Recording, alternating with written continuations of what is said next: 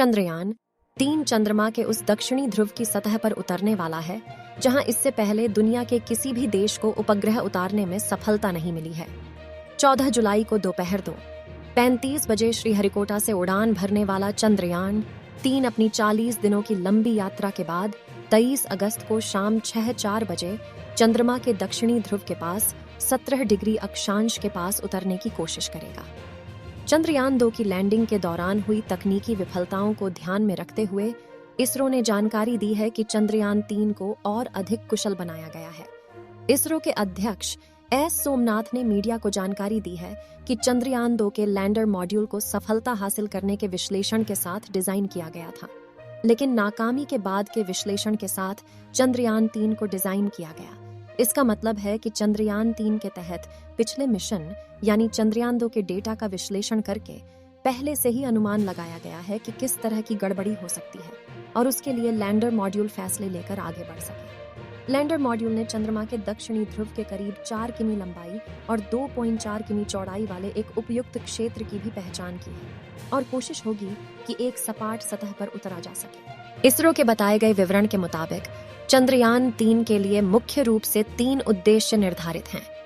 चंद्रमा के दक्षिणी ध्रुव पर लैंडर की सॉफ्ट लैंडिंग कराना, चंद्रमा की सतह कही जाने वाली रेजोलिथ पर लैंडर को उतारना और घुमाना, लैंडर और रोवर्स से चंद्रमा की सतह पर शोध कराना, चंद्रयान 2 में आई तकनीकी खामियों को दूर करते हुए लैंडर को अत्याधुनिक तकनीकों से लैस किया गया है।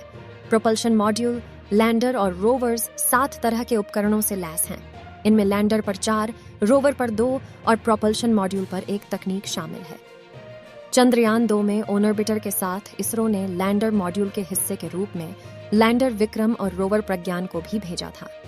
हालांकि चंद्रयान 2 का लैंडर चंद्रमा पर दुर्घटनाग्रस्त हो गया, लेकिन ऑर्बिटर लगभग 4 वर्षों से चंद्रमा की परिक्रमा कर रहा है।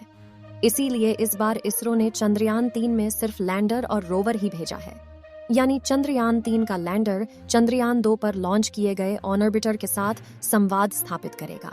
प्रोपल्शन प्रणोदन मॉड्यूल चंद्रयान 3 के लैंडर और रोवर्स को चंद्रमा की सतह पर 100 किलोमीटर की ऊंचाई तक ले गया है। 17 अगस्त को लैंडर इस मॉड्यूल से अलग हुआ था। इसका वजन 2145 किलोग्राम है और शुरुआत के वक्त इसमें 1696 किलोग्राम ईंधन था। चंद्रयान 3 को शेप यानी SHAP नामक उपकरण से भी सुसज्जित किया है। SHAP का अर्थ है स्पेक्ट्रोपोलरोमेट्री ऑफ हैबिटेबल प्लैनेटरी अर्थ। इसका मतलब है कि यह चंद्रमा की परिक्रमा करता रहेगा और सुदूर ब्रह्मांड में पृथ्वी जैसे ग्रहों की खोज करता रहेगा। यह अन्य ग्रहों के स्पेक्ट्रोपोलिमेट्रिक संकेतों का पता लगाकर पृथ्वी के समान जीवन वाले ग्रहों की तलाश करेगा। इसरो का अनुमान है कि यह 3 से 6 महीने तक चंद्रमा की परिक्रमा करेगा। यह SHAP उपकरण प्रोपल्शन मॉड्यूल में लगे एस बैंक पॉन्डर पर एकत्रित जानकारी को भारतीय डीप स्पेस नेटवर्क तक पहुंचाता रहेगा। चंद्रयान 3 के लैंडर मॉड्यूल में लैंडर और रोवर्स शामिल हैं। इन दोनों के चंद्रमा के दक्षिणी ध्रुव के करीब उतरने के बाद उनका जीवन काल एक चंद्र दिवस है, यानी चांद पर 1 दिन तक रिसर्च की जाएगी। चंद्रमा पर सूर्योदय से सूर्यास्त तक पृथ्वी के 14 दिनों के बराबर होता है। चंद्रयान 3 का लैंडर 2 मीटर लंबा, 2 मीटर चौड़ा, 1 मीटर 116 सेमी ऊंचा और 1749 किलोग्राम वजनी है। चंद्रयान 3 के संचार में लैंडर अहम भूमिका निभाएगा क्योंकि यह लैंडर से निकले रोवर से संचार करता है। यह रोवर के साथ साथ चंद्रयान 2 पर लॉन्च किए गए ऑर्बिटर के साथ भी संचार करेगा। इनके अलावा यह बेंगलुरु के पास बेलालू में इंडियन डीप स्पेस नेटवर्क से सीधा संवाद करेगा। चंद्रयान 1 और मंगलयान जैसे अंतरिक्ष अभियान के दौरान भी नेटवर्क से संवाद किया गया था। इसरो ने लैंडर मॉड्यूल में महत्वपूर्ण पेलोड स्थापित किए हैं। इनमें एक है radio anatomy on off moon bound hypersensitive ionosphere and atmosphere, या संक्षेप में कहें तो रंभा। यह डिवाइस चंद्रमा की सतह पर प्लाज्मा घनत्व की जांच करेगा, यानी यह वहां आयनों और इलेक्ट्रॉनों के स्तर और समय के साथ उनमें होने वाले बदलावों का अध्ययन करके जानकारी इकट्ठा करेगा। लैंडर में स्थापित एक और महत्वपूर्ण उपकरण चंद्रमा की सतह के तापीय गुणों का अध्ययन करेगा। लैंडर में लगा एक और प्रमुख उपकरण है ILSA, यानी instrument for lunar seismic activity. यह चंद्रयान 3 लैंडर के लैंडिंग स्थल पर होने वाली भूकंपीय गतिविधि की जांच करेगा।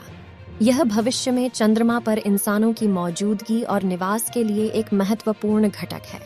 टेक्टोनिक प्लेटों की गति के कारण प्रतिदिन पृथ्वी पर सैकड़ों भूकंप आते हैं। भूकंप की पहचान करने के लिए सिस्मोग्राफी से ही होती है। यही स्थिति चंद्रमा पर भी है।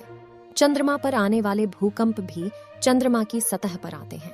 अगर भविष्य में चंद्रमा पर मानव बस्तियां या बस्तियां बसाई जानी हैं, तो सबसे पहले भूकंपीय गतिविधि का अध्ययन किया जाना चाहिए। इसलिए यह उपकरण चंद्रयान 3 के लैंडिंग स्थल पर भूकंपीय गतिविधि का अध्ययन करेगा और चंद्रमा की परत और आवरण की जांच करेगा। इनके साथ ही LRA नामक एक अन्य पेलोड भी लैंडर में स्थापित किया गया है। LRA laser retro reflector array का संक्षिप्त रूप है, जो चंद्रमा की गतिशीलता की जांच करता है। इन उपकरणों को संचालित करने के लिए बिजली की आवश्यकता होती है। बैटरी के साथ साथ चंद्रयान 3 लैंडर बिजली उत्पन्न करने के लिए सौर पैनलों से सुसज्जित है। अगर लैंडर सूरज की रोशनी की दिशा के अलावा किसी और दिशा में लैंड करता है तो कोई दिक्कत नहीं होगी, क्योंकि लैंडर के 3 तरफ सोलर पैनल लगे हैं। चौथी तरफ से रोवर सुरक्षित बाहर आ सके, इसके लिए रैंप लगाया गया है।